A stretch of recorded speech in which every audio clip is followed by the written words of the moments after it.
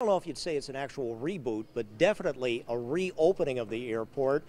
They had been closed for 5 days, so they reopened at 11 o'clock this morning.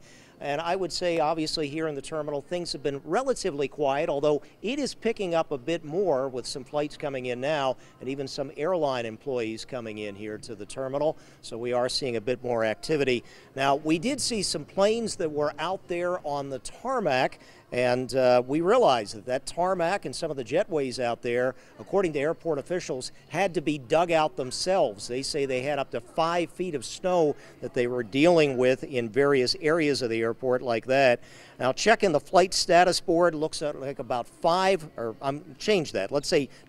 arrivals and maybe 8 departures listed so far. The first jet arriving, a Delta jet actually, from Atlanta. And among the passengers, a gentleman by the name of Tim Black, a North Buffalo native now living in Atlanta, who chose a rather unusual but perhaps very appropriate secondhand book he had picked up years ago here in Buffalo. Listen to this.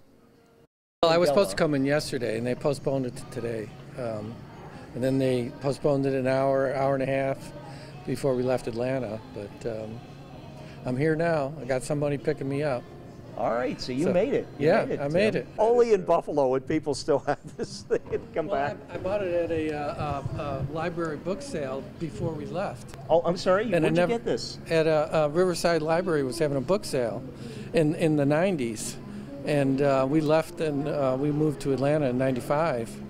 And I haven't looked at it since, but I dug it up just for this trip. Yeah, that was a 1977 assessment done by the Army Corps of Engineers on the blizzard back then. And this is what he was reading on the flight coming up here. Can you imagine the look on the passengers' faces around him? Maybe they'll be writing an assessment, obviously, on this storm as well. We'll see how that all comes together. One thing we did want to point out again, in terms of Southwest Airlines, you've probably been hearing all around the country of all the cancellations they've had. A lot here too as well, and people dealing with it. However, we did encounter a couple from Canada who made out quite well in dealing with Southwest, and we'll have that for you coming up at 6 o'clock, Claudine. So back to you in the studio.